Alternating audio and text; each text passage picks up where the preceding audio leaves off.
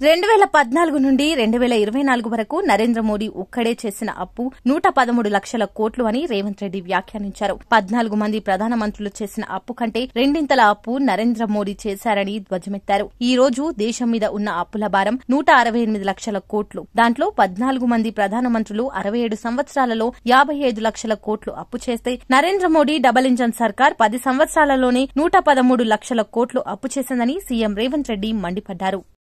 2014 నుంచి 2024 వరకు నరేంద్ర మోడీ గారు ఒక్కరే చేసిన అప్పు 113 లక్షల కోట్లు. 14 మంది ప్రధానమంత్రులు చేసిన అప్పు కంటే ఒక్క నరేంద్ర మోడీ గారే మోర్ దాన్ డబుల్, రెండింతల అప్పులు చేసిండు. ఈరోజు దేశం మీద ఉన్న అప్పుల భారము 168 లక్షల కోట్లు.